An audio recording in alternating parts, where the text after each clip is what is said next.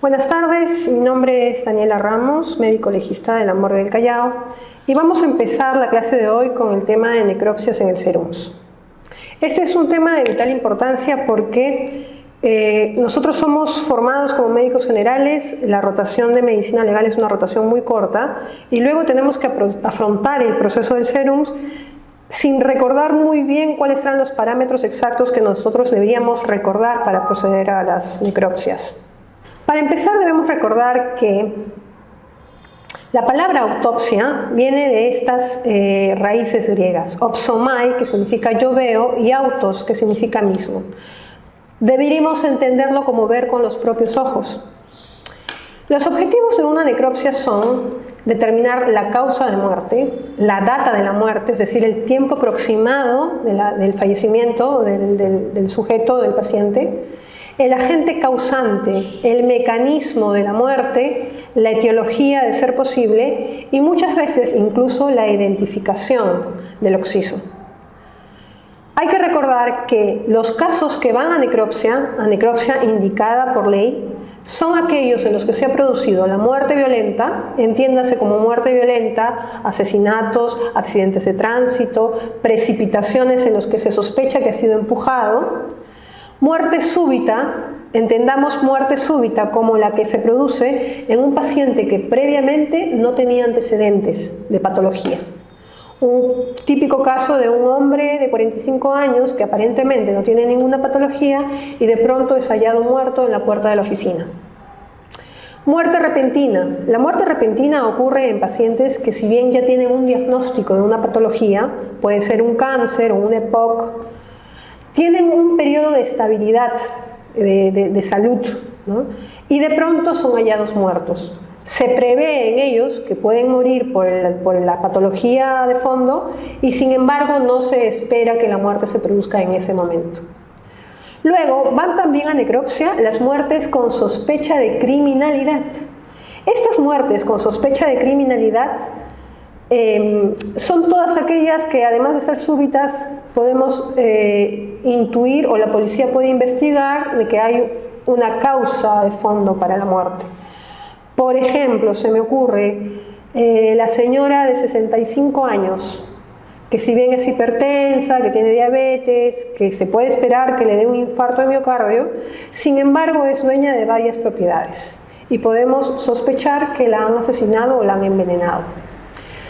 Luego, y por último, las muertes con sospecha de responsabilidad profesional, y estas son con las que más deberíamos tener cuidado, porque son muertes que se producen por lo general dentro de nosocomios o en pacientes que están recibiendo un tratamiento en los que la familia va a acusar de haber sido mala praxis o de haber tenido algún tipo de responsabilidad del médico. Aquí abajo está la fuente bibliográfica de donde han sido sacados estos datos. Ahora, todos nos preguntamos ¿por qué yo tendría que hacer la necropsia?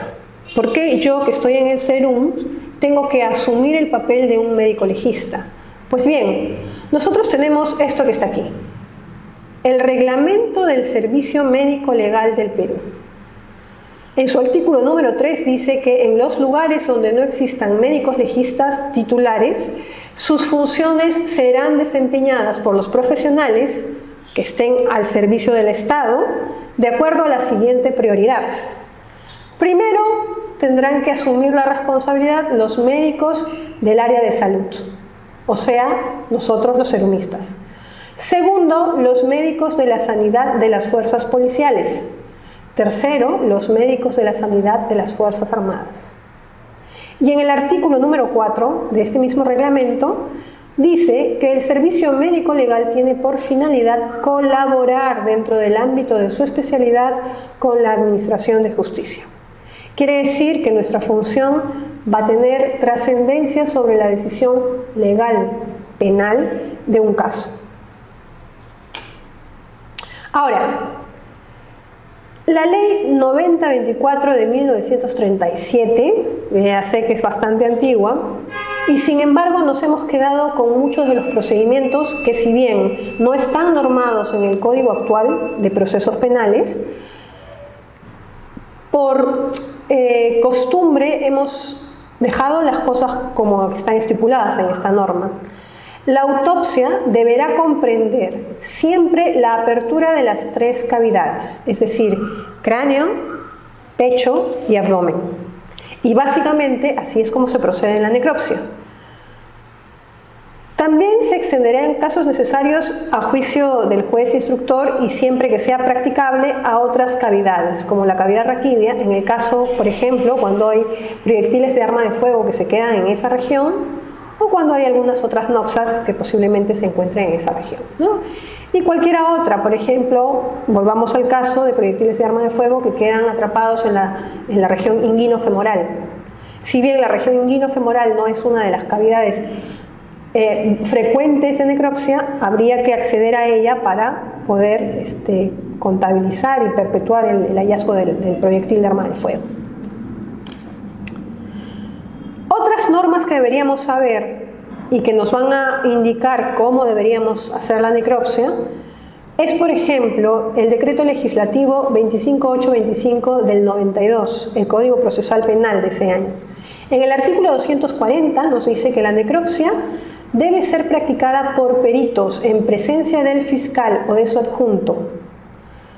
En este caso, en el SERUMS, ustedes acceden, o mejor dicho, ustedes asumen la función de peritos y sobre todo cuando son muertes en las que se sospecha criminalidad, debe estar el fiscal de turno presente. Cuando se trate de un homicidio doloso, es decir, un homicidio en el que ha habido la intención por parte del que comete el homicidio de efectivamente realizar el delito, está prohibido el embalsamamiento del cadáver. En el artículo 241 también nos dice que si existen indicios de envenenamiento, también deben examinarse todas las vísceras y todas las materias sospechosas e incluso en el lugar donde hemos hecho el levantamiento del cadáver, observar los envases aparentemente cerrados o abiertos y cualquier otra cosa que pueda ayudarnos en la investigación. Bien, cuando sea probable que se trate de un caso de criminalidad, se practicará la necropsia, eso ya lo dijimos. En caso de una muerte producida en un accidente en medio de transporte o como resultado de un desastre natural, no será exigible la necropsia sin perjuicio de la identificación del cadáver antes de la entrega a sus familiares. En todo caso, es obligatoria la necropsia al cadáver de quien tenía a cargo la conducción. Es decir, y esto es bastante frecuente también, sobre todo en el Perú y más aún en zonas lejanas de provincia, que cae un bus a un precipicio y mueren en el peor de los casos todos, en el mejor de los casos 3 o 4. Es necesaria por ley la necropsia al chofer que maneja el bus. Los otros, si son muchos también, pueden ser eximidos de este procedimiento. Otra de las cosas que nosotros deberíamos recordar cuando vamos al SERUM es averiguar o tener en nuestro registro cuáles son las principales causas de mortalidad en la región a la que vamos a llegar. Miren, aquí tenemos un cuadro de causas de muerte frecuentes en el año 2014 del INEI y vemos que la primera causa de muerte son los tumores o neoplasias, los tumores malignos. En segundo lugar, las influencias y neumonías. En tercer lugar, otras enfermedades bacterianas. En cuarto lugar, otras causas externas de traumatismos accidentales, vale decir accidentes de tránsito. Y en quinto lugar, otras formas de enfermedades del corazón. Aquí otra cosa en un cuadro, o sea, tumores, neumonía, bacteriemias, traumatismos que pueden ser accidentes de tránsito, caídas, traumatismos encefalocraneanos, enfermedades cardíacas, isquémicas y otras, enfermedades cerebrovasculares, enfermedades respiratorias intersticiales y diabetes mellitus con sus complicaciones. ¿Por qué nos interesa saber cuáles son las causas más frecuentes de muerte cuando llegamos? Porque si nos llega una necropsia, al menos sabemos qué buscar. El proceso de la necropsia no es, chicos, como lo ven en CSI, que ustedes tienen todas las cosas en los laboratorios y pueden investigar todas las causas posibles de muerte. En realidad en Perú, no solamente en la atención de vivos, sino incluso en la atención de muertos, los recursos son muy limitados. Y es preferible siempre tener una idea de cuál es la causa de muerte para poder buscar las pruebas de que esa causa la vamos a confirmar. Conclusión, antes de irse a su serum, primero hagan un estudio epidemiológico del lugar al que están yendo. Si en su lugar las muertes más frecuentes son por infarto de miocardio, pues le dan una revisada a la literatura sobre los hallazgos de un infarto de miocardio. Hablemos del procedimiento de la necropsia. Lo primero que deben recordar es que por su seguridad legal sobre todo, ya que van a asumir una función legal, médico-legal, todo debe quedar guardado en un archivo digital. Deben tener un registro fotográfico, deben tener un registro suyo y uno que puedan ofrecer a la autoridad de turno si es que se las piden. Partamos de que nosotros vamos a tener una sospecha razonable, ¿de acuerdo? Y haciendo una búsqueda razonable, echando mano del sentido común, vamos a encontrar una causa razonable. ¿A qué me refiero con esto? Que si, por ejemplo, nosotros sospechamos que el paciente tiene un infarto de miocardio, hay que hacer una búsqueda razonable. Hay que buscar cianosis periférica, hay que buscar lesiones hipocrómicas o hipercrómicas en las paredes del miocardio. Hay que ver si las arterias coronarias son ateromatosas. Hay que revisar los antecedentes previos del paciente, entrevistar a la familia, saber si era alcohólico, si era fumador crónico, si tomaba pastillas. Y entonces podríamos decir que la causa razonable es una aterosclerosis que ha causado un infarto de miocardio, reciente posiblemente. No voy a esperar a encontrar en él algo ilógico, como por ejemplo un tumor de páncreas, ¿no? Lo siguiente que deberíamos recordar siempre es la bioseguridad. Doctores, la bioseguridad es responsabilidad de cada uno de nosotros. Si bien nosotros en los hospitales muchas veces no somos resguardados por el sistema de salud, imagínense lo que puede ocurrir en el caso de un occiso. Si ya las barreras de protección que nos puede brindar el sistema de salud para atender a los vivos son ineficientes, imagínense la calidad de las barreras de protección que nos pueden dar para poder atender a muertos. Entonces, jamás pongamos en riesgo nuestra propia vida. Hablemos de las técnicas de necropsia. Esto se describe en la literatura. La técnica de Rokitansky, que apunta a examinar los órganos in situ, es decir, sacamos la parrilla costal y abdominal y evaluamos, examinamos los órganos en el mismo lugar en el que están y luego finalmente son extraídos. La técnica de Letoulet nos indica que deberíamos hacer una evisceración en un solo bloque, es decir, abrir la cavidad torácica y abdominal y seccionar desde el esófago hacia la parte pélvica todas las vísceras, despegándolas desde la pared posterior hacia el exterior y poniéndolas a disposición del examinador.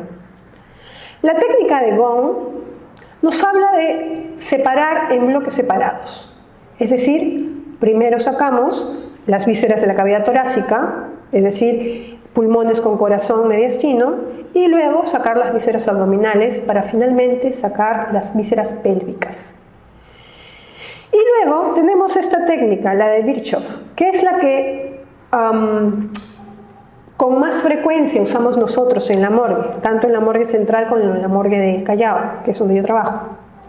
Se hace una inspección de las cavidades en general, luego de abrir las paredes.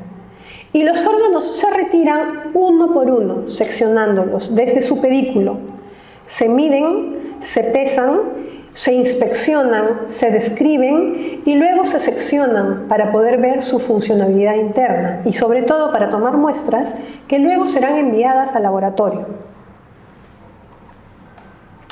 Las incisiones para realizar las necropsias. La más usada es esta, la mentopélvica, una incisión que va desde el borde inferior de la mandíbula, obviamente por la parte blanda, hacia la pelvis, siguiendo la línea media. Uy, mi línea bien media. Tenemos esta incisión en Y, le dicen, o en Y, en la que causamos una incisión oblicua desde la clavícula, ahí desde cada una de las clavículas, y luego nos dirigimos hacia la parte inferior. ¿De acuerdo? Ambas son, digamos, que las más usadas. Es menos frecuente encontrar esta en forma de T, que hacemos una incisión horizontal para luego dirigirnos hacia la parte posterior, y menos frecuente esta de aquí, que es la incisión en U. Se dice que esta, la incisión en U, es más frecuente para cuando nosotros queremos evaluar mala praxis, sobre todo después de una cirugía. ¿De acuerdo? Bien. Las incisiones, en todo caso, siempre las hace un técnico necropsiador. Yo sé que médicos legistas no hay en muchos lugares, pero por lo general siempre hay un técnico. Y hay que instruir al técnico de cómo realizar el corte. ¿De acuerdo? Una de las cosas muy importantes que deben hacer también es el examen de las ropas. Fíjense, ver en las ropas cualquier marca que nos pueda ser de utilidad para tratar de entender el mecanismo que produjo la muerte. Marcas de llantas, que ya si encontramos un paciente en la vía, un occiso en la vía pública, en la carretera, las marcas de llantas en la ropa nos permitirá deducir que ha sido atropellado.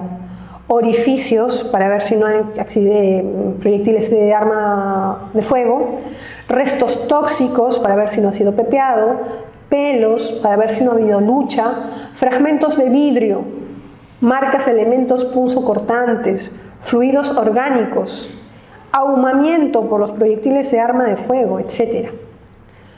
Todo examen de las ropas siempre nos va a ayudar a poder definir cuál ha sido la causa de muerte. El examen antropométrico también es de mucha ayuda.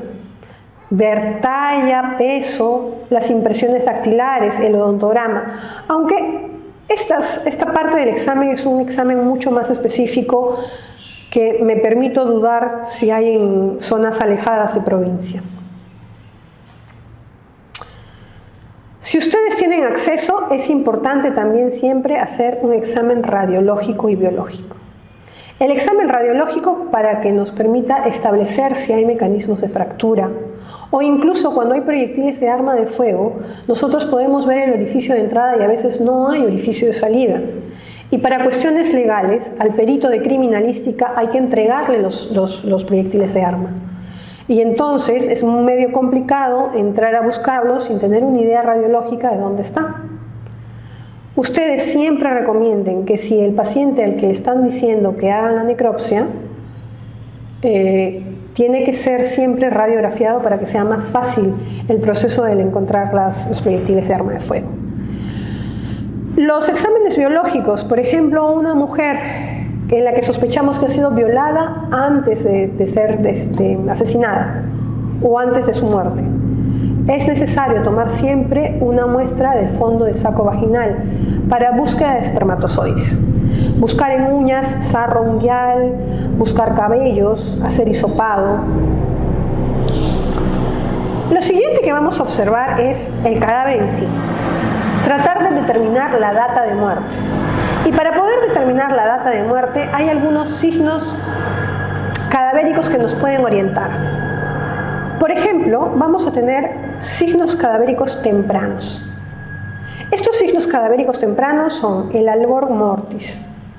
El algor mortis es la pérdida de temperatura. Se dice que pierde el cadáver 1 grado centígrado por hora durante las primeras 12 horas. Quiere decir que si la temperatura es 37 aproximadamente y encontramos que tiene una temperatura de 25, posiblemente tenga 12 horas de fallecido. Después de las primeras 12 horas, el cadáver pierde medio grado centígrado por hora durante las siguientes 12 horas. ¿De acuerdo? Entonces, poder tomar la temperatura, obviamente rectal, al paciente, nos puede ayudar a determinar el algor mortis. Siempre va a ser de mejor ayuda que la policía nos pueda orientar acerca del tiempo aproximado de la muerte. Por lo general, ellos llevan la investigación y tienen un aproximado de en qué hora y qué hora fue encontrado muerto, y eso les permite a ustedes encontrar cierto tipo de proximidad. Luego tenemos el livor mortis. El livor mortis son estas, las livideces. Fíjense, en esta imagen que tenemos en la diapositiva, observamos al paciente de la parte dorsal y vemos que tiene zonas que están como que enrojecidas, entre rojo violáceas, y zonas que están pálidas. Estas zonas son las que han estado en apoyo hacia el piso o hacia la camilla. Son las zonas donde la sangre se ha declinado, ha habido un declive. Y esas son las livideces. Nosotros las vamos a llamar livideces dorsales. Estas livideces dorsales pueden ser modificables o inmodificables. Si nosotros pasamos nuestro dedito por aquí y hacemos presión, nos vamos a dar cuenta de que ahí, imaginemos que presionamos ahí, nos vamos a dar cuenta de que con la presión no se borran las livideces. O de lo contrario, que pasamos el dedito y las livideces se borran, se vuelven blancas y luego se vuelven a llenar. Eso significa que cuando aparecen a los 20 minutos en piel clara y delgada, vamos a ver que son modificables. Cuando es una mancha homogénea, el cadáver puede tener entre 6 a 8 horas ya de fallecido. Cuando son livideces completas, como las que estamos viendo en la imagen, y que además no se modifican con la dígitopresión, podemos presumir que hay un rango aproximado entre 10 a 12 horas. Y cuando se demora 1 a 4 horas en aparecer, sospechamos esto en pacientes anémicos, ¿de acuerdo? Luego tenemos el rigor mortis. El rigor mortis es la rigidez del cuerpo. Nosotros vamos a encontrar que el cuerpo va poniéndose rígido de acuerdo al tiempo, a la data de muerte. Entre 2 a 3 horas, primero hay rigidez en la cabeza y en el cuello, similar al de la meninge, a la meningitis. Entre las 10 y 12 horas vamos a encontrar una rigidez generalizada. ¿De acuerdo? Quiere decir que van a estar rígidos tanto los miembros superiores como los miembros inferiores. Y entre las 18 y 36 horas vamos a encontrar que revierte la rigidez. Ya no vamos a encontrar las zonas distales rígidas, sino que vuelven otra vez a la flacidez y empiezan a aparecer los signos de la putrefacción. Además de esto, nosotros podemos ver en los ojos fenómenos oculares. Vamos a ver midriasis, vamos a ver la telaglerosa o la opacidad corneal cuando hay un rango aproximado de 12 horas de muerte. Vamos a ver los signos de Stenon y de Lewis, que son manchas que se producen unas a los bordes laterales externos del ojo y otras en los bordes inferiores. Vamos a ver hipotonía del globo ocular, una mancha negra esclerótica o la mancha de Sommer, que aparece en un rango de 3 a 5 horas. ¿De acuerdo? Y finalmente podemos hablar de signos tardíos. Cuando nos referimos a estos, por ejemplo, son las marmorizaciones de la piel. Así como el mármol, una gama de colores mezclados, a eso nos referimos con marmorizaciones. Vamos a ver signos de putrefacción. Vamos a ver la mancha verdosa en la fosa ilíaca derecha, que aparece aproximadamente en un rango de 36 horas, generalizándose en 4 a 5 días. ¿Por qué? Por el contenido fecal de las vísceras abdominales. ¿De acuerdo? Esto también es relativo, porque en lugares donde el clima es agreste, cálido y húmedo, la mancha verdosa aparece de manera prematura. Se dice que hay el signo de la cabeza de negro. Cabeza negra. Es un signo de putrefacción cuando el tiempo está entre 5 a 7 días. Evidentemente, en meses de verano y en zonas donde hay humedad, esto va a aparecer de manera prematura. Y finalmente las flictenas, que son esas ampollas que reverberan cuando ya está la piel en estado de putrefacción. Aquí va a ir un video que no se pudo cargar. Fíjense, aquí tenemos los signos. El signo de Lewis Stenon, y el signo la tela glerosa, ¿de acuerdo? Nos permiten, en este caso, determinar que hay entre 3 a 5 horas de muerte y aquí ya entre 10 a 12 horas de muerte. Aquí va a ir otro video que no se pudo cargar. El examen del cadáver siempre va a ser de la parte caudal hacia la parte, perdón, de la parte craneal hacia la parte caudal, o sea, de arriba hacia abajo, de derecha hacia izquierda y de adelante hacia atrás. Ese es el orden en el que nosotros debemos describir las lesiones externas. Debemos tener un récord, es decir, vamos a primero describir al paciente de manera general: pelo negro, ondulado, corto, largo, barba, ojos de tal color, ojos medianos, grandes, boca, dientes completos, todo lo que usualmente haríamos con un paciente vivo durante la anamnesis, pero en este caso en el fallecido. ¿De acuerdo? Y luego vamos a empezar el registro de las lesiones corporales en este orden: de la cabeza hacia los pies, desde el brazo derecho al brazo izquierdo, y primero la cara de adelante y luego las lesiones que presenten la cara posterior. Siempre la inspección tiene que ser del cadáver desnudo y limpio. El técnico que los ayuda debe darle una enjuagada para poder quitar todos los rasgos de tierra y demás. Sin embargo, deberíamos describirlos también. Y después vamos a registrar todas las lesiones, haciendo énfasis en el tipo de la lesión, en las características de la lesión, en el tamaño de las lesiones, en la orientación de las lesiones y o trayectoria, y en la ubicación. Y ustedes me dirán, ¿pero por qué tanta descripción a las lesiones? Porque estas lesiones son decisivas en el proceso de determinar la culpabilidad del sujeto que las haya causado y el mecanismo como fueron causadas. En este caso y en esta imagen tenemos a un paciente baleado y estamos viendo que hay un orificio de entrada aquí, vamos a puntearlo, un orificio aquí, otro orificio acá, otro acá, acá tiene un moradito, hay que distinguirlo, acá tiene otras excoriaciones, así a simple vista, ¿de acuerdo? Y acá tiene otros arañazos, unas contusiones, unos moraditos. Empiezo entonces yo a describir.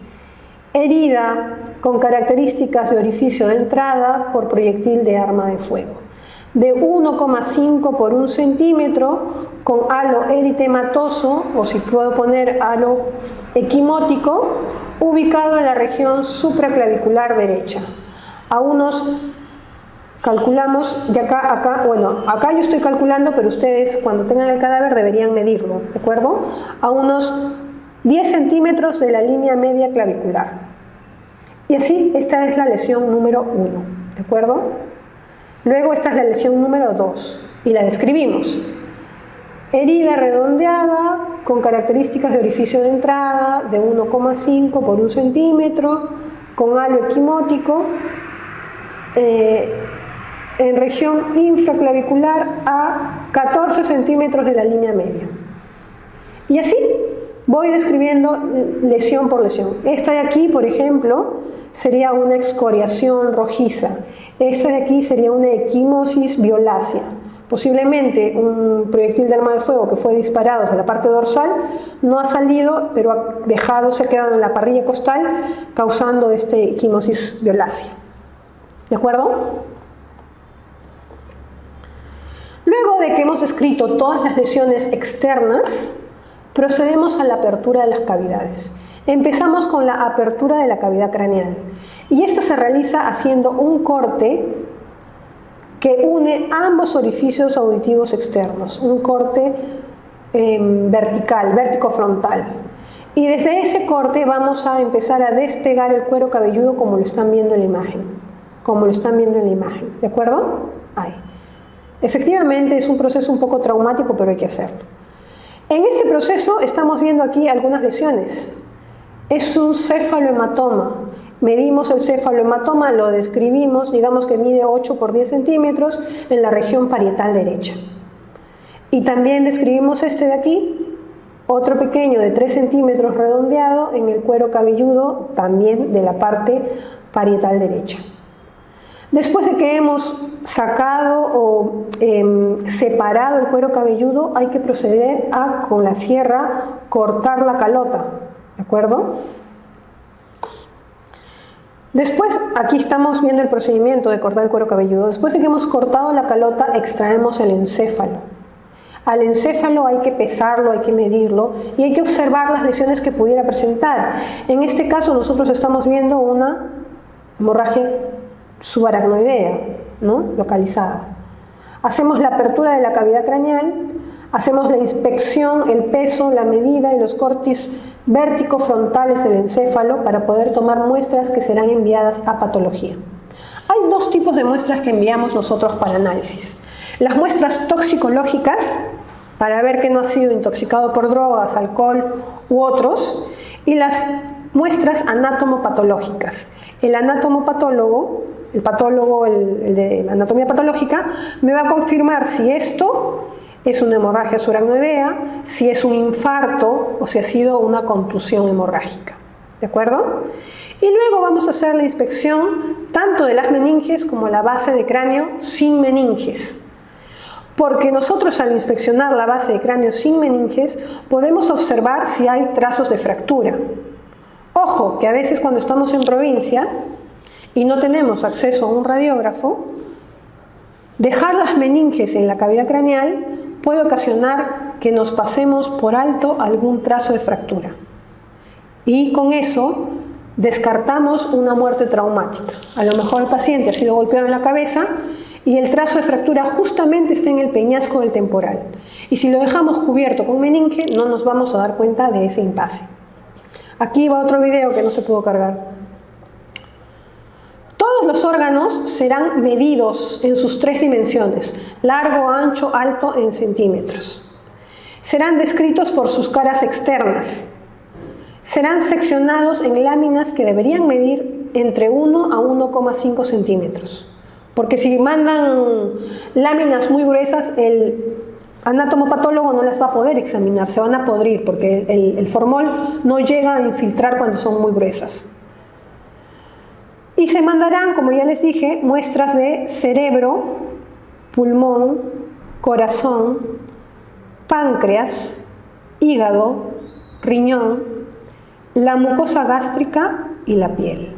¿De acuerdo? Esas muestras se mandarán a anatomía patológica. Para toxicología mandaremos sangre en un tubito para hacer la evaluación del alcoholemia. Sangre para hacer evaluación de los equivalentes toxicológicos. Cerebro, hígado, mucosa y contenido gástrico juntos para ver exactamente también toxicidad por drogas u otras. En los exámenes de biología, si son mujeres, hisopado vaginal, si son mujeres u hombres, hisopado anal, bucal, cabellos, uñas, sarro unguial. Sin embargo, chicos, de acuerdo a la capacidad de resolución que puedan tener ustedes en el lugar donde ustedes hagan la necropsia, a veces es preferible prescindir de mandar algunas muestras, porque vamos a sobrecargar al laboratorio de anatomía patológica y que posiblemente además ni siquiera tenga los medios para resolverlo. Por ejemplo, si yo veo corazón y todo apunta que es un infarto de miocardio, puedo procurar mandar solamente corazón y cerebro. ¿De acuerdo? Si es una causa de muerte súbita, pero donde no encontramos signos de violencia, no tiene mucho sentido mandar a hacer exámenes de uñas, sarro unguial, cabellos, hisopado vaginal, etc. De acuerdo a las circunstancias en las que ustedes sospechen que se ha producido la muerte, es que también ustedes van a enviar las muestras para el examen. Y para eso, lo único que les queda es tener sentido común. Luego procedemos a la apertura de la cavidad tóraco-abdominal, cortando los cartílagos costales del primero al séptimo, que saben que son los fijos, de uno y otro lado. La primera costilla y la segunda costilla sí se cortan casi completas y tenemos acceso a la cavidad torácica. Y lo primero que estamos viendo aquí es un sangrado, ¿de acuerdo? Lo describimos, porque eso nos ayudará a entender cómo fue el mecanismo de muerte. Luego hacemos la inspección in situ de los órganos, de los recesos y cavidades, aquí nosotros estamos viendo, miren, hay sangre en el líquido, en la cavidad abdominal. Podría ser en la cavidad torácica también. Vemos si las pleuras están adheridas. Ya saben, en el Perú, la primera causa para que las pleuras estén adheridas puede ser tuberculosis. Entonces, tengamos mucho cuidado. Si nosotros abrimos la cavidad torácica y vemos que hay adherencias pleurales, no insistan en sacar el pulmón a toda costa porque se exponen. Recuerden que el bacilo de Koch hasta 48 horas puede estar perdurable, ¿de acuerdo? Entonces pueden prescindir de sacarlas y hacer los cortes para las muestras in situ. Vemos los recesos costofrénicos para ver si no hay líquido, sangre, etc. El mediastino, el fondo de saco de Haller, los flancos y las fosas ilíacas, derecha e izquierda, de la misma manera. Y describimos. Aperturamos pericardio luego de eso y extraemos corazón. Tomamos muestras sanguíneas, ya saben que hay que tomar muestras sanguíneas para el grupo de sangre, VIH, hepatitis B, etc. Para el toxicológico y todos los demás. Extraemos pulmón izquierdo y pulmón derecho. Extraemos pulmón izquierdo y pulmón derecho. Debemos evaluar faringe y esófago. Siempre, ya les he dicho, siempre sentido común. Si estamos en un puesto de salud donde hay un río cerca y amanece un cadáver encontrado a la ribera del río, lo primero que podemos sospechar es que ha sido sumergido y ha muerto por ahogamiento. Entonces, sí debiéramos ver esófago y faringe para ver si encontramos espuma, ¿de acuerdo? Hongo de espuma que le llaman, que es un signo indirecto de una muerte por ahogamiento. Luego vemos tráquea, tiroides y paratiroides, todo esto solo si tienen un lugar un puesto con grado de resolución alto, ¿no? Extraemos vaso, retiramos intestino delgado y aquí estamos viendo las vísceras. Miren, riñones, hay que inspeccionarlos, vaso, ¿de acuerdo? Pulmones, hígado, corazón. Y en todos ellos buscamos anomalías patológicas para poderlas describir. Retiramos estómago, extraemos hígado, extraemos páncreas. Hay que decapsular los riñones para poderlos extraer. Hay que disecar los uréteres para ver patologías. Se extraen los órganos genitales internos y las glándulas anexas. Ojo, esto sobre todo en el caso de las mujeres, ¿de acuerdo? Porque a veces son halladas muertas y previamente les han practicado abortos. Extraemos y disecamos aortas, sobre todo en búsqueda de aterosclerosis sistémica, y pesamos y medimos todos los órganos, ¿de acuerdo? Importante observar la mucosa gástrica, fíjense. Esta mucosa gástrica es una mucosa que ha sufrido, que tiene múltiples puntos equimóticos y sanguinolentos.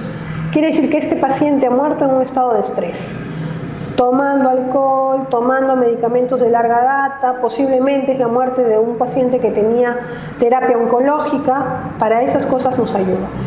Y miren, este es el hígado, y miren la superficie del hígado. Tiene múltiples quistes, esas son las huellas que han dejado quistes, ¿no? Igual los riñones, miren, es un riñón poliquístico, no es un riñón regular. Un riñón sano tiene la pared o la superficie totalmente lisa. Este tiene como que rasgados, cavidades, como si hubiera tenido acné. Esos son los rezagos que han dejado los quistes y las patologías renales. ¿De acuerdo? Veamos casos más específicos. Todo lo anterior fue una descripción general de cómo se hace la necropsia. Veamos qué buscar.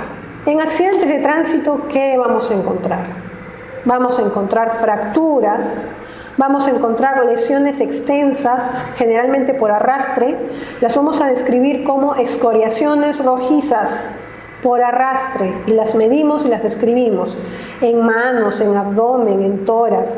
Vamos a encontrar equimosis múltiples, hay que describirlas. A veces encontramos fracturas expuestas, incluso con sección de miembros. De la misma manera hay que describirlas. Aquí otra fractura expuesta con rotación del miembro, ¿de acuerdo? Con exposición de vísceras. En este caso, evidentemente la causa de muerte van a ser traumatismos múltiples. y sin embargo es necesario describir las lesiones porque así lo indica la ley. ¿Qué vamos a poner en nuestro reporte de necropsia? Causa final puede ser shock hipovolémico, porque finalmente muere desangrado, ¿no? Causa intermedia, traumatismos múltiples. Causa básica, suceso de tránsito. Agente causante, vehículo. ¿Y cómo ponemos nuestra conclusión en la necropsia? Cadáver de sexo masculino identificado, si es que ha sido identificado, de tantos años, de 48 años, con data de muerte estimada entre 8 a 10 horas al momento de la necropsia, sin signos de atención sanitaria recibida. Es importante que pongan esto, si tiene signos o no tiene signos de atención sanitaria recibida. ¿Por qué? Porque muchas veces después la familia acusa mala praxis. Si ustedes han puesto que no tiene signos de atención sanitaria, ¿qué mala praxis puede acusar? Portador de aterosclerosis sistémica y cardiomegalia, quien en vida sufriera suceso de tránsito que le ocasionó traumatismos en múltiples segmentos corporales, siendo de necesidad mortal los que presentó en los segmentos de la cabeza, la columna vertebral, tórax, abdomen y bla bla bla. Todo lo demás lo pueden seguir leyendo en sus casas. ¿Por qué pongo y describo este hallazgo? Portador de aterosclerosis sistémica y cardiomegalia. ¿Qué le importa al juez si el paciente sufría del corazón o no? Chicos, recuerden que su reporte de necropsia puede ayudar a hacer justicia a alguien que ha sido asesinado, como que también puede meter preso a alguien que es inocente. Puede ser que este paciente que sufre de aterosclerosis sistémica y cardiomegalia primero haya tenido un infarto de miocardio. Y el infarto de miocardio le agarró justo cuando está cruzando la pista. Y entonces eso le dificulta mucho las cosas al conductor. A mí me ha pasado más de una vez que un accidente de tránsito, que entra a la morgue como accidente de tránsito, finalmente la causa de muerte ha sido el infarto de miocardio. Otra de las patologías frecuentes. Ojo, yo he orientado estas causas de muerte de acuerdo a mi experiencia en la morgue del Callao. Lo más frecuente son los accidentes de tránsito. Lo segundo más frecuente, los infartos de miocardio. Lo tercero más frecuente, los baleados. ¿Qué queremos hacer en el infarto de miocardio? Bueno, ya sabemos. Primero, los antecedentes patológicos. Obvio, pues, un hombre que fuma, que toma de tantos años, 45 a más, con antecedentes de arritmias, es encontrado muerto. Lo primero que vamos a sospechar es un infarto de miocardio. Sacamos el corazón y hacemos cortes transversales de 1 a 1,5 centímetros desde el ápex, aquí como lo estamos viendo, desde la punta del corazón hacia la base del corazón, sin llegar a las válvulas auriculoventriculares, hacemos pequeños cortes laminares de 1 a 1,5 centímetros de ancho. Dicho en buen cristiano, como si fueran rodajas. Y en esas rodajas luego vamos a inspeccionar el miocardio y vamos a hallar cambios de coloración. Fíjense, aquí nosotros estamos viendo un color simétrico, uniforme, rojizo, pero aquí estamos viendo unas manchas hipocrómicas, un cambio de coloración hacia blanco. Igual aquí, miren, aquí igual un cambio blanco y aquí también un cambio blanco. Estos cambios de coloraciones blancuzcas significan infartos antiguos de miocardio. Quiere decir que este paciente ya ha sufrido eventos cardíacos a repetición con anterioridad. Y luego orientamos la búsqueda a lesiones como esta que está acá, que son hipercrómicas, un poco más rojizas que el resto del parénquima o del músculo cardíaco, perdón, ¿de acuerdo? Esas manchas rojizas recientes son pequeños sangrados que se están produciendo, son infartos recientes del miocardio. Además estoy observando, fíjense, la aorta, toda llena de grasa. ¿De acuerdo? Ahí están las coronarias, el origen de las coronarias, todas llenas de grasa. Entonces, este era un paciente que evidentemente sufría de larga data de enfermedad cardíaca. ¿De acuerdo? Describimos, por ejemplo, en este caso, lesiones hipocrómicas compatibles con infartos antiguos de miocardio en un cálculo o mido en un tamaño o en una extensión aproximada de 4 por 3 centímetros en la pared posterior del tabique interventricular y en la pared posterior del ventrículo izquierdo. Ya saben, chicos, ventrículo delgado, ventrículo derecho, ventrículo grueso, ventrículo izquierdo. Más fotos de infartos de miocardio, aquí están. Y bueno, son las mismas del caso anterior, ¿no? Infartos antiguos,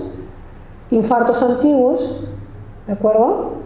Aquí un pequeño rezago que puede ser compatible con un infarto reciente. Acá también, miren, un cambio de coloración rojizo puede ser infarto reciente. En la pared anterior del ventrículo izquierdo. Igual, miren esta arteria, esta carótida, toda llena de placas ateromatosas. ¿De acuerdo? Otros signos o otras cosas que vamos a encontrar en esta necropsia es el encéfalo edematoso. Hablemos un segundito del edema. Cualquier noxa que suceda en el organismo va a generar a la larga edema. Edema en pulmón, edema en encéfalo. Dicho de otra forma, todos morimos con edema. Sin embargo, muchas veces la causa de muerte, la única que vamos a poder encontrar y que vamos a poder consignar en el reporte de la necropsia, va a ser precisamente la muerte por edema. Pulmonar o encefálico. ¿De acuerdo? Vamos a encontrar además ensanchamiento de los giros cefálicos o circunvoluciones, que ustedes las llaman. Vamos a encontrar herniación de las amígdalas cerebelosas, ¿de acuerdo? Las vamos a encontrar pálidas. Vamos a encontrar a la arteria basilar ateromatosa. ¿Sí? Aquí estamos viendo algunos signos, miren. Toda la carótida llena de grasa. Miren los vasos del polígono de Willis, la basilar toda llena de ateromas. El uncus hinchado, encefálico proyectado, el edema, el aumento de los giros cefálicos como si estuvieran hinchados, ¿de acuerdo? ¿Cómo vamos a escribir nuestro reporte operatorio? Primero, el peso del corazón, las medidas, grande, de forma de cono truncado, de base posterior superior derecha, de color parduzco rojizo con moderada cantidad de grasa epicárdica, de consistencia firme, superficie lisa. Al abrir, cavidades cardíacas ocupadas por coágulos cruóricos. Esos coágulos rojos y a veces rojos con amarillentos que se quedan encerrados en ambos ventrículos son los coágulos cruóricos y son indicadores de que ha habido sufrimiento cardíaco antes de la muerte. Al corte, miocardio y endocardio pálidos, se aprecia área en banda blanquecina de aspecto fibroso. Esto es lo que les decía que es compatible con el infarto antiguo de miocardio. Lo miden, dicen dónde lo han encontrado, en septum interventricular anterior, otro en septum interventricular posterior y en fin, van describiendo cada una de las cosas. Si pueden, describen el ancho de ambas válvulas, aórtica y pulmonar, el ancho de las otras dos, de la mitral y la tricúspide. Y no se olviden de describir siempre si hay o no hay placas ateromatosas. El grosor de las paredes, cómo encontraron las aortas, cómo encontraron las arterias, aorta y pulmonar, y cómo encontraron las coronarias. Esto les va a servir de sustento para poder establecer la causa de muerte, que va a ser causa final, infarto del miocardio antiguo y reciente. Causa básica, aterosclerosis sistémica, agente causante patológico. Y como en el caso anterior, describen todo lo que han visto. Cadáver de sexo masculino, identificado de 48 años, con data de muerte de 2 a 3 horas, al momento de la necropsia, con signos de atención médica, portador de aterosclerosis, hepatomegalia, infartos antiguos, que en vida sufriera infarto reciente que lo condujo a la muerte. Se remiten muestras, bla, bla, bla. Así es como ustedes deberían llenar su reporte operatorio.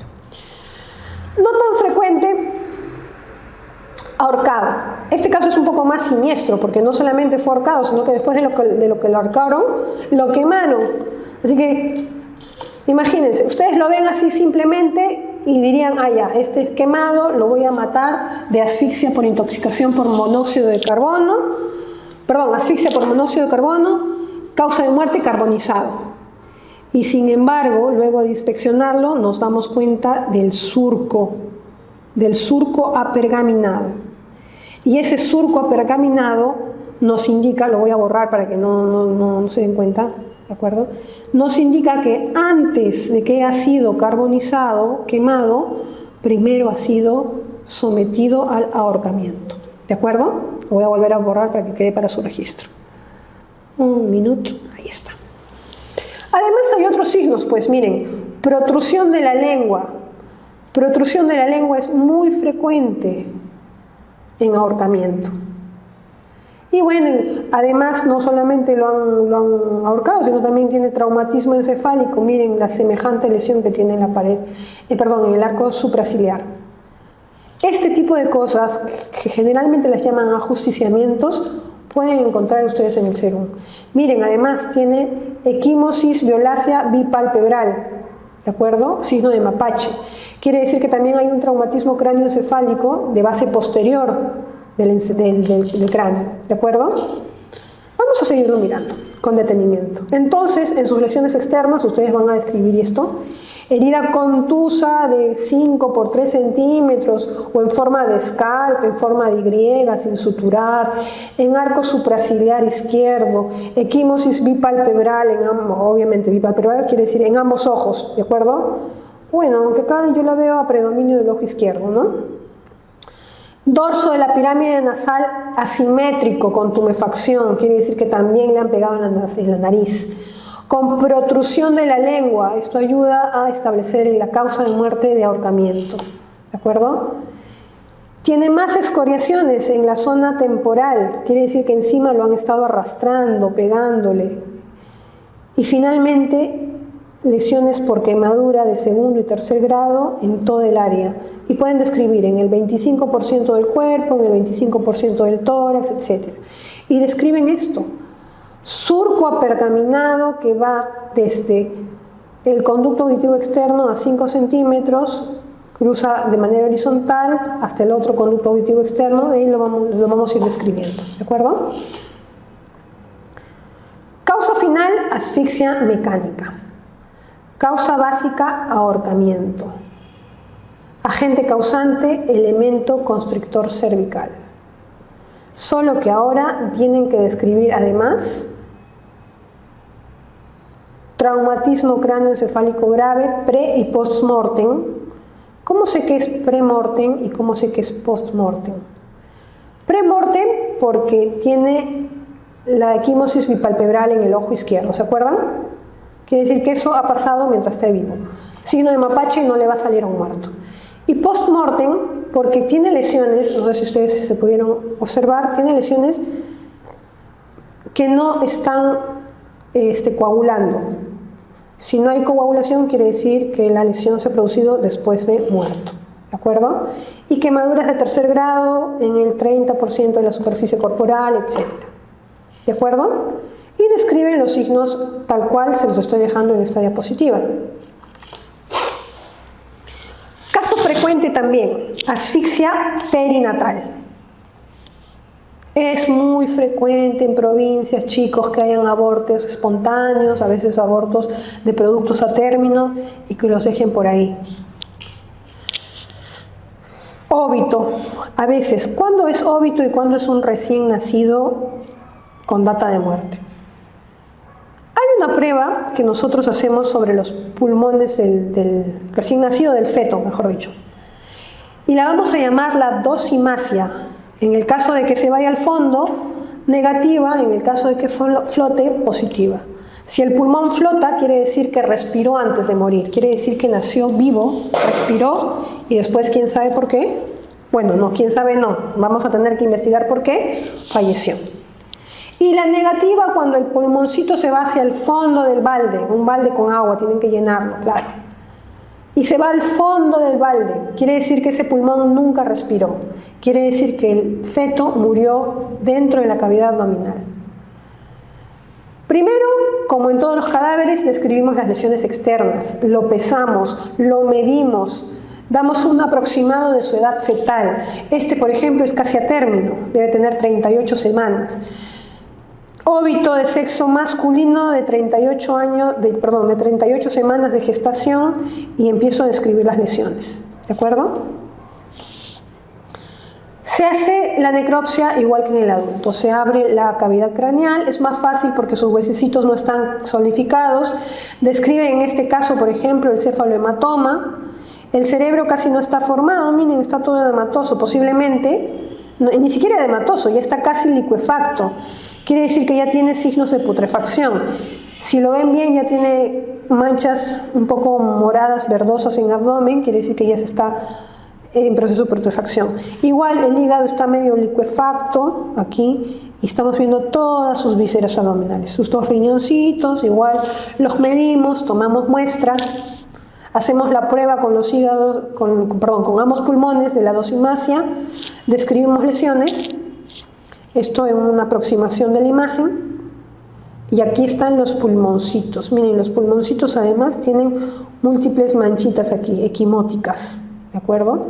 Quiere decir que este pulmoncito ha tenido procesos de asfixia. Y evidentemente ese pulmoncito no llegó a flotar. Diagnóstico presuntivo de muerte, asfixia perinatal. Causa básica, blanco, agente causante en investigación. Y miren cómo deberían llenar este protocolo. Cadáver de perinato de sexo masculino identificado, identificado claro, si es que está identificado, si no ponen NN, con características de perinato a término de 40 semanas, de edad gestacional de 45 centímetros, de longitud cefalotalón y de 2.520 gramos de peso, con data de muerte de 15 horas al momento de la necropsia, con signos de atención sanitaria recibida. Encontrándose en la necropsia signos generales de asfixia consistentes en cianosis de los lechos subunguiales, fluidez sanguínea rojo oscura, congestión multivisceral. Además se encontró pulmones colapsados con dosimasia hidrostática negativa, es decir, no flotan en el agua.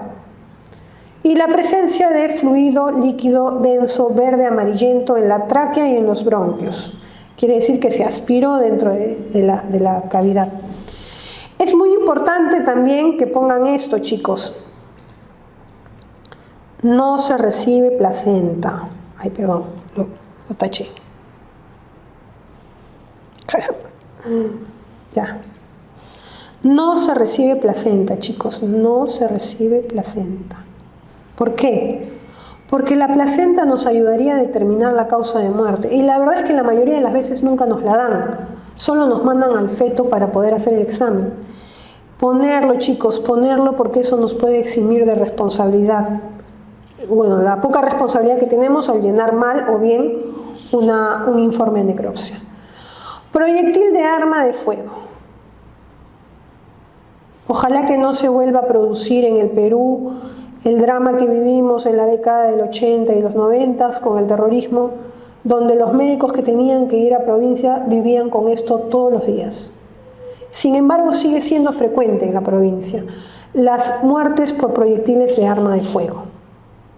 Orificio de entrada, traumatismo cráneoencefálico por proyectil de arma de fuego. No sé si está el orificio de salida. Si no está el orificio de salida, hay que entrar a buscarlo y hay que darle el proyectil al perito de criminalística. Aquí está el orificio de salida. Fíjense, el orificio de entrada regular. Si es a corta distancia, vamos a encontrar halo negruzco, el signo del tatuaje.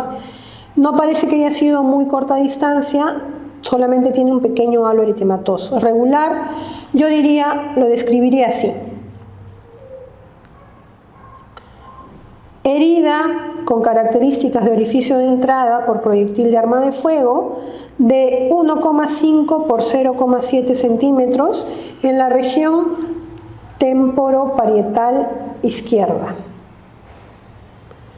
A 4 centímetros o a 5 centímetros del conducto auditivo externo, a 12 centímetros de la línea media sagital y podría ser también de la línea posterior, ¿no? A unos 16 centímetros de la línea media sagital posterior. para que tengan una identificación, para que el fiscal sepa con las palabras que ustedes están describiendo dónde es que encontraron el proyectil de arma de fuego. Y después, herida con características de orificio de salida por proyectil de arma de fuego con bordes evertidos. Cuando el proyectil de arma de fuego, aquí lo voy a escribir, cuando el proyectil de arma de fuego entra, genera un huequito. Pero cuando entra en la cavidad craneal, entra con tal fuerza y se expande de tal manera que al momento de salir protruye en una herida mucho más grande y en una herida que además puede tener los bordes evertidos. Y de eso no se olviden. Siempre el orificio de entrada es más simétrico y el orificio de salida es asimétrico, como lo estamos viendo acá. ¿De acuerdo? Ahí está. Igual, de 2,5 centímetros por 1,30, lo mido en región occipital o parieta occipital derecha, a 10 centímetros del conducto auditivo externo derecho, a 5 centímetros de la línea media sagital, y eso da una idea de dónde está ubicada la herida. ¿De acuerdo? Luego vemos el parénquima, obviamente está destrozado por el trayecto del proyectil arma de fuego.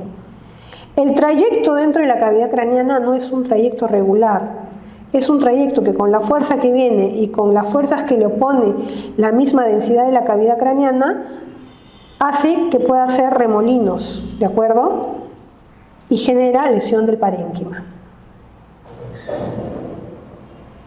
Ahí. Entonces, ¿cuál sería nuestra causa de muerte? Causa final a determinar por anatomía patológica. Aunque no, yo me atrevería a decir traumatismo encefalocraniano grave por proyectil de arma de fuego. Causa básica, herida perforante de cráneo. Agente causante, proyectil de arma de fuego. ¿De acuerdo?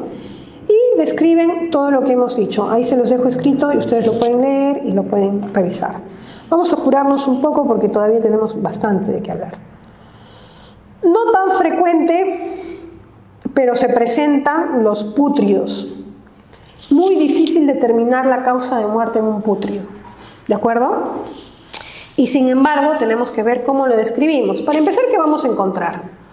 Detestable, yo lo sé. Vamos a encontrar efacelaciones de la piel porque ya se está pudriendo, flictenas, el cambio de coloración, miren, acá ya está verdoso morado, el incremento de volumen de las vísceras, sobre todo, por ejemplo, el área testicular, está toda hinchada.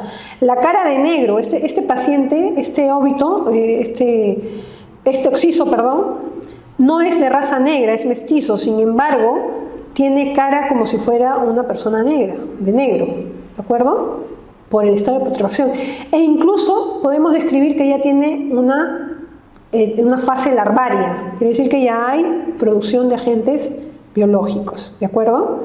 Y las vamos describiendo las lesiones, efacelación en la zona torácica anterior, en la zona torácica derecha anterior, flictenas, tumefacción del área genital, etcétera, etcétera, ¿no? Cara de negro, larvas en estadio de pupa, en la cara, etcétera. Cuando abrimos las cavidades vemos que todas las vísceras están en estado de liquefacción. Miren, al abrir la cavidad encefálica, el cerebro sale como si fuera una mazamorra marrón. No vamos a entrar en detalle sobre el olor de esto, ¿no? Pero está liquefacto. Ahí no pueden mandar nada de anatomía patológica porque está todo liquefacto. El hígado liquefacto, el peritoneo liquefacto, los pulmones liquefactos. Si ustedes quieren, para que anatomía patológica no diga que no tiene pruebas, les mandan a grosso modo y in situ pedazos de cualquier parte. Igual todo va a estar malogrado, podrido. Y entonces, ¿ustedes qué van a poner? Causa final, macroscópicamente imprecisable por el avanzado estado de descomposición orgánica. Agente causante en investigación.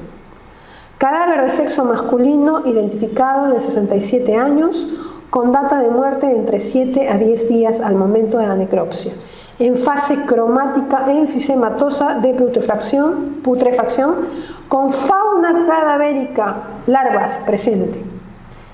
El cadáver se encuentra en avanzado estado de descomposición orgánica, tanto en piel, tejido celular subcutáneo, músculo, bla, bla, bla. En la necropsia no se han hallado huellas de lesiones por proyectil de arma de fuego, ni lesiones ocasionadas por arma blanca. Es todo lo que podríamos decir. ¿De acuerdo? Por lo demás, yo no puedo decir si lo envenenaron, si lo golpearon en la cabeza, porque con el estado de putrefacción, todos esos posibles signos de traumatismos se han borrado. Carbonizado, de la misma manera, ojalá que no vuelva a ocurrir. Esto es un hecho un poco más reciente. Esto ocurrió hace como unas 2 o 3 semanas en el Callao. Un par de niñitas, una de 6, la otra de 11 años, hermanitas, que fueron dejadas en la casa con llave por sus padres, hubo un cortocircuito y murieron carbonizadas. Y aquí estamos viendo, esta es la niña de 11 años, con sección distal de todo el antebrazo y las manos, incluso con sección distal de ambos maleolos y toda la parte del pie, porque por el estado de carbonización todo eso se ha caído en cenizas. Incluso tiene partes del cráneo rotas, porque todo su cráneo está carbonizado. ¿De acuerdo? Y esta es la niñita de 6 años. Muchas de sus partes ya han sido seccionadas por el proceso de la carbonización. Ahí ya no hay más que decir, pues, causa final, asfixia por monóxido de carbono. Causa intermedia, carbonización, agente causante, fuego. Y aquí les dejo la descripción de cómo deberían escribir el informe. Ustedes lo van a tener a disposición y, como ven, no es nada agradable revivir esas imágenes. Hablemos de algo que también es muy frecuente en nuestros serums. Además de las necropsias, siempre nos van a traer un muertito y nos van a pedir el certificado de defunción. ¿De acuerdo? El certificado de defunción es un formato oficial que viene numerado. ¿De acuerdo? La parte anterior son datos de filiación, en los que ustedes no van a tener mayor complicación en llenar. Tienen que llenar el nombre del occiso, la edad, el DNI, el lugar de nacimiento, la dirección. Todos esos datos los tiene que consignar la autoridad, se los tienen que dar. ¿De acuerdo? Hay una parte en la que tienen que poner sus propios datos, o sea, de ustedes, de los que van a emitir el certificado de defunción. Nombre, colegio médico, profesión, si hizo o no hizo la necropsia, etcétera, etcétera. ¿De acuerdo? Se atendió al paciente. Lo que nos interesa y lo que deberíamos aprender a llenar es esta área de aquí. Fíjense, esto de aquí. Es la síntesis de todo lo que deberíamos hacer. A, acá dice A, causa directa o causa final. ¿De acuerdo? Quiere decir la condición que produce directamente la muerte. B, acá dice B, causa intermedia, quiere decir que produjo la causa básica. Tanto B como C, B y C.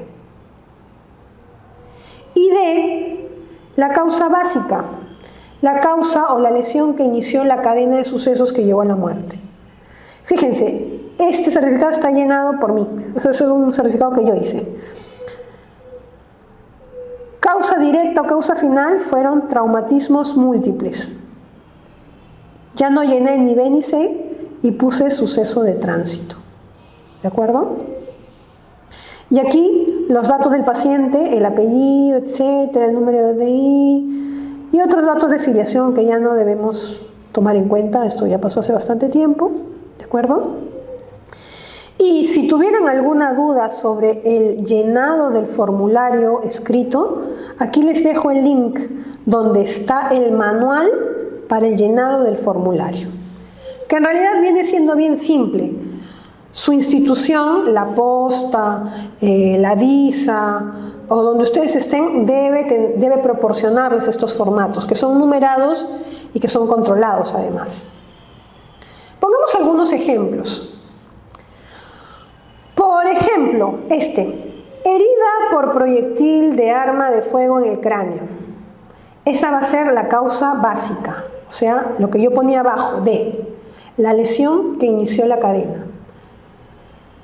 La causa intermedia, traumatismo encefálico grave, que produjo la causa final. Acá no debe decir básica, eso está mal escrito. La causa directa final.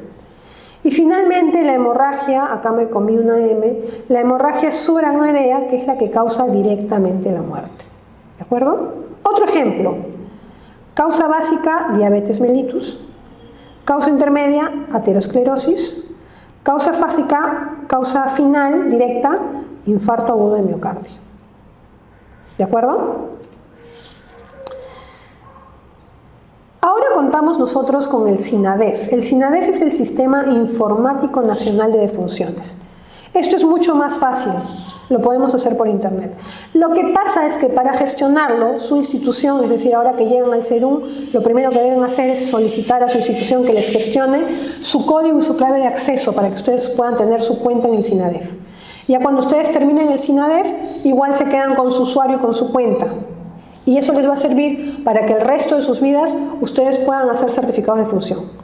Con esto no quiero decir que pretendo o que espero que ustedes tengan muchos muertos, por el contrario. Pero siempre es bueno tenerlo porque uno nunca sabe lo que pueda suceder. ¿De acuerdo? Una vez que ustedes ya tengan su usuario, van a entrar a este link de acá, producción. Cuando hacen eso, se abre una ventana en la que meten sus datos y el resto del proceso es tan fácil, pero tan fácil, que en verdad no necesitan mayor instrucción para hacerlo. Algunas preguntas que sí son importantes saberlas con respecto al llenado del certificado de función. Primero,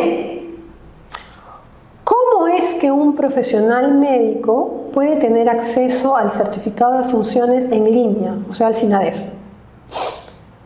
Ustedes deben coordinar con el área de estadística e informática del establecimiento donde vayan a llegar. La posta, el SERUM, la diresa, la jereza, etc. ¿De acuerdo? Y ellos son los que tienen que gestionarles su clave de acceso.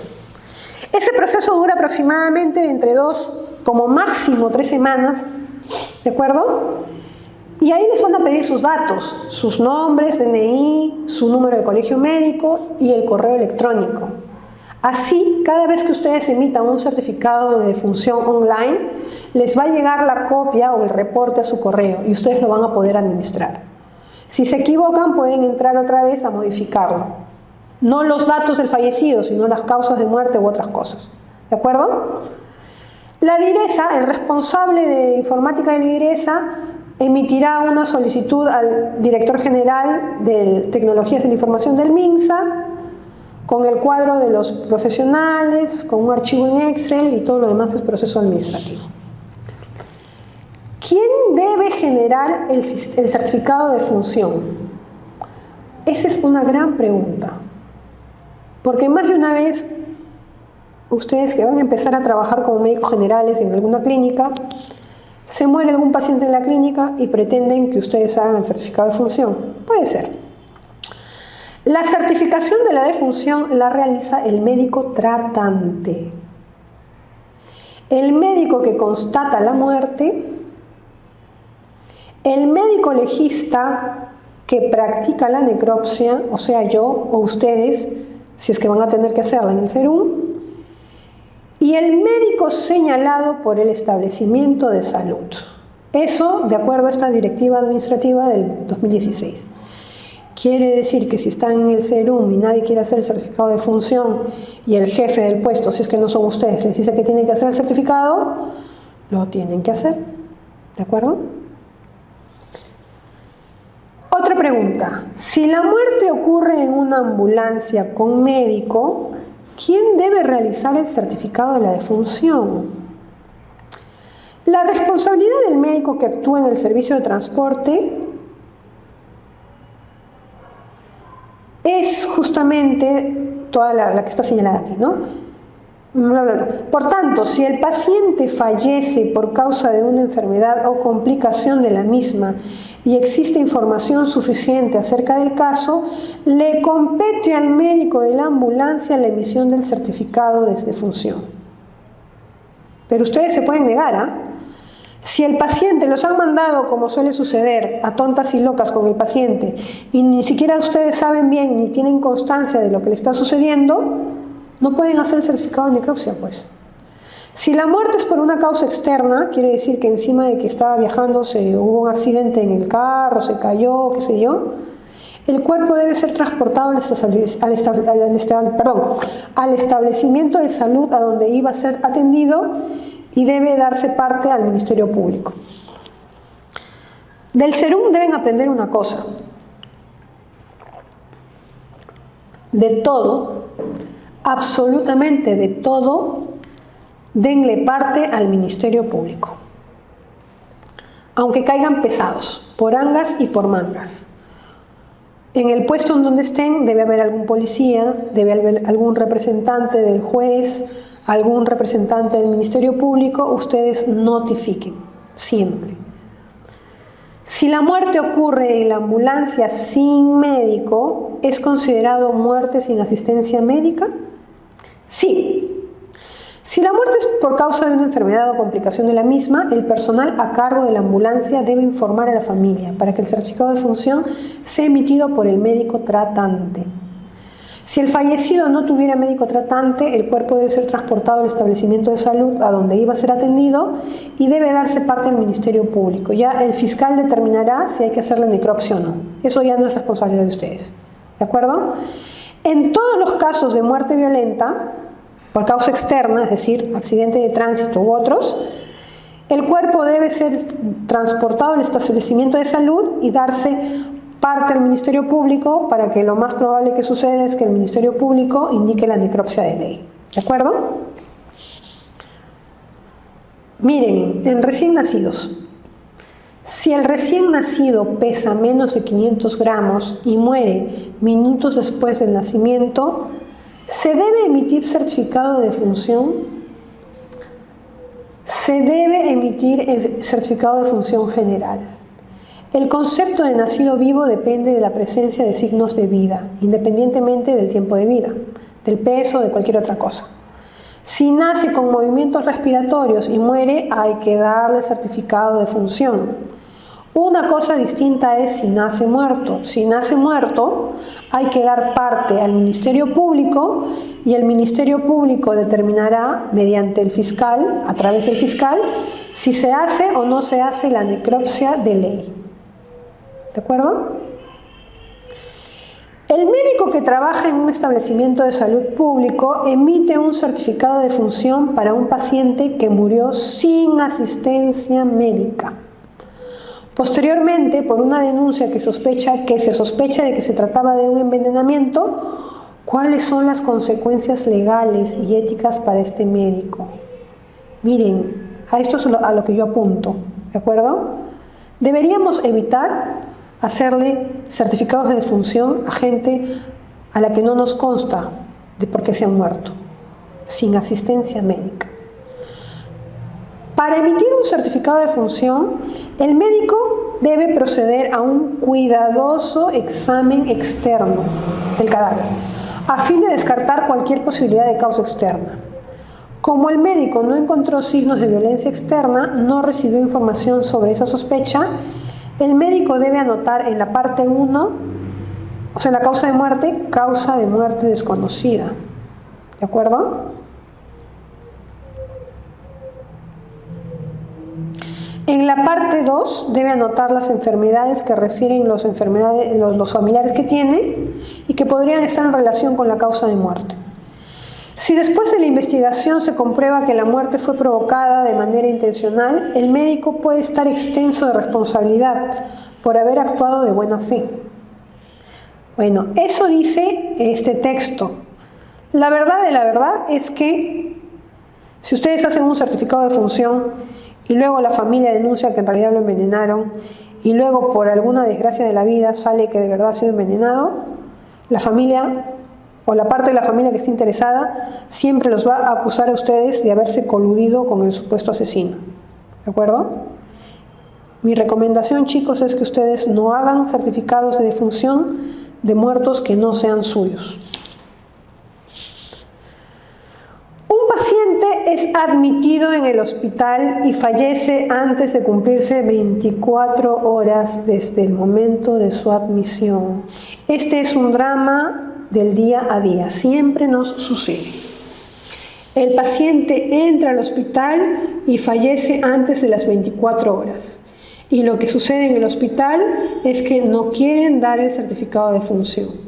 Bueno, o sea, yo se lo estoy diciendo desde mi perspectiva de médico legista. Entonces, me lo mandan siempre a medicina legal para que haga la necropsia. Pero acá la pregunta es, ¿el médico está obligado a realizar el certificado de función? O sea, ustedes, llega el pacientito, no lo tienen ni 24 horas y se muere. Primero, se debe esclarecer si estamos ante un caso de muerte por enfermedad o por complicación de la misma. ¿De acuerdo? Primero eso. Luego, saber si acaso ha sido causa externa, accidente, sospecha de que ha sido provocado, intento de asesinato, golpes, etc. Si la causa fue externa, es decir, si ustedes al paciente lo ven que tiene equimosis, moretones, heridas cortantes, heridas contusas, trastorno de conciencia cuando ingresa, un posible traumatismo encefalocraneano, cualquier otra cosa, deben dar parte del Ministerio Público. El fiscal determinará si esa necropsia se hace conforme a ley. Y si de casualidad la necropsia igual les toca a ustedes, ya ni modo, pero al menos han dado parte del Ministerio Público, ¿de acuerdo? Al final igual van a tener que hacer el certificado si les toca hacer la necropsia, pero al menos están resguardados por el Ministerio Público. Si la causa fue por enfermedad o por complicación de la misma, el certificado de función debe ser emitido por el médico tratante. Por lo tanto, se debe indicar al familiar que el certificado de función debe ser emitido por su médico tratante. Es decir, el que le indicó el último tratamiento médico cuando todavía estaba vivo. ¿De acuerdo? Si el paciente no cuenta con un médico tratante, también hay que dar parte al Ministerio Público y se procederá de la misma manera. ¿Qué entienden de todo esto que hemos leído? Que si el paciente muere antes de cumplirse las 24 horas en su establecimiento de salud, ustedes no están obligados a hacer el certificado de función. Si no tiene médico tratante, llaman al Ministerio Público, al fiscal, y el fiscal ya dirá lo que tienen que hacer. Pero siempre es mejor que el fiscal les diga a ustedes lo que tienen que hacer con un oficio y por escrito, antes de que ustedes tomen la iniciativa de hacerlo y que se puedan meter en posibles problemas médico-legales. Un paciente es admitido en el hospital y fallece después de cumplirse 24 horas desde el momento de su admisión. ¿De acuerdo? La pregunta es, ¿el médico está obligado a realizar el certificado de función? Primero, se debe establecer si estamos ante un caso de muerte por enfermedad o por complicación de la misma, sea causa natural o por causa externa. ¿De acuerdo? Entendamos como causa externa accidentes, violencia familiar, violencia externa o sospecha de haber sido provocada, etc.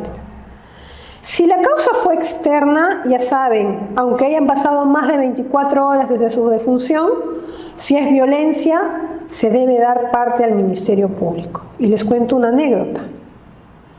Un pacientito que se cayó del segundo piso de una azotea, del segundo piso. Fue al hospital, en el hospital estuvo casi como un mes. Lo operaron, neurocirugía, lo operó traumatología. Un tiempo estuvo estable, otro tiempo no, finalmente fallece. ¿De acuerdo? Fallece. Y el fiscal nos lo manda a nosotros para que hagamos la necropsia de ley. Y lamentablemente después observamos que la causa de muerte había sido mala praxis durante una cirugía, durante uno de los procedimientos de neurocirugía. Entonces, a veces esas cosas pasan. Si la causa fue por enfermedad o complicación de la misma, el certificado de función debe ser emitido por el médico tratante. Si ustedes ya lo han tratado 24 horas, más de 24 horas, ustedes ya son el médico tratante. La ley dice que en un plazo de 24 horas ustedes deben por lo menos haber tenido tiempo para hacer los exámenes necesarios para saber qué tiene el paciente y haberle dado un tratamiento.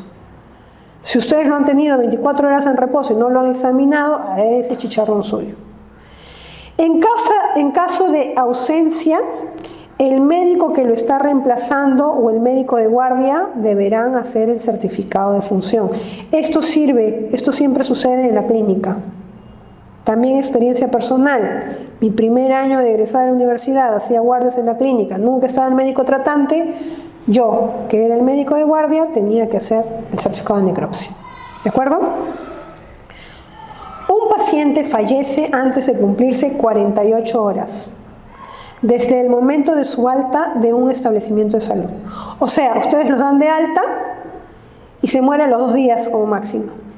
¿El médico está obligado a realizar el certificado de función? Sí. Si estamos ante un caso de muerte por enfermedad o complicación de la misma, acá está, todo lo que está acá, causa natural, por la que estuvo hospitalizado, el certificado de función debe ser emitido por el médico tratante. En caso de ausencia de médico tratante, debe ser reemplazado por el médico de guardia. ¿De acuerdo? ¿Sí? Entonces, otra vez, recapitulando, le dan de alta y se muere a las 48 horas, la familia tiene que ir al hospital, a su centro de salud a pedirles el certificado de necropsia. El certificado de función. Una más para terminar. Ahí todavía. El médico de una localidad en donde no existe una división médico-legal, ustedes, recibe la orden de un juez para realizar un certificado de función de una persona víctima de un accidente o de otro de causa externa. ¿El médico se puede negar a hacerlo? No puede negarse a hacerlo. La legislación peruana en su Código de Procedimientos Penales establece que el juez instructor puede designar peritos. Pero ojo, aquí falta acotar algo. Claro, ustedes van a hacer el certificado de función, pero primero tienen que hacer la necropsia, pues. Yo no me arriesgaría a hacer el certificado de función si el fiscal me dice, ponga ahí que se ha muerto de accidente de tránsito. No hay forma. Yo le digo, señor fiscal, póngame por escrito que le hago la necropsia.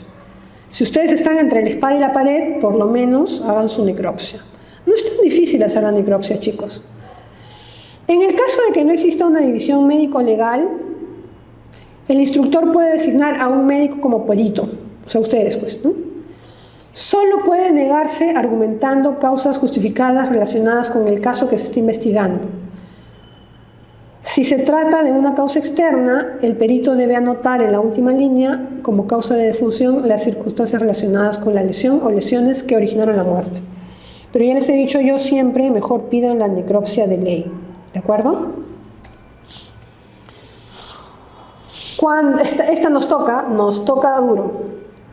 Cuando el médico es el único médico de la localidad, o sea, ustedes, y ocurre una defunción, ¿tiene la obligación de emitir el certificado de función? Sí. Si ustedes son el único médico que existe en su puesto, a ustedes les toca, pues, chicos.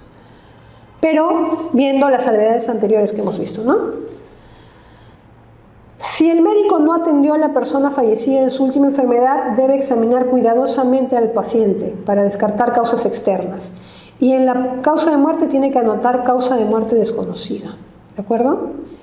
¿Quién debe emitir el certificado de función del paciente transferido de un establecimiento de salud de menor capacidad resolutiva a un establecimiento de referencia que muere en el trayecto? Esta pregunta también les puede servir, chicos, porque más de una vez ustedes transportan a un paciente desde su puesto hasta el centro de salud o el centro referencial y en el camino fallece. Si el paciente fue transferido con el acompañamiento de un médico, le corresponde al médico acompañante la emisión del certificado de función. Si el paciente fue transferido sin el acompañamiento de un médico, pero con un reporte médico que posibilita el diagnóstico de la causa de la muerte, el certificado de función puede ser emitido por el médico que recibe al paciente, aunque lo reciba muerto. Pero si el informe médico no permite identificar la causa de muerte, tienen que llamar al Ministerio Público para que el fiscal diga que hay que hacer la necropsia de ley. ¿De acuerdo? Y bueno, chicos, con esto vamos a terminar esto de las necropsias y los certificados de función, esperando de que el Serum sea lo más auspicioso y lo mejor para ustedes. Recuerden que en Villamedic siempre estamos preocupados porque las cosas les salgan bien. Y algo muy importante y que creo que nos toca a todos: no queremos más muertes en el Serum. Buenas tardes.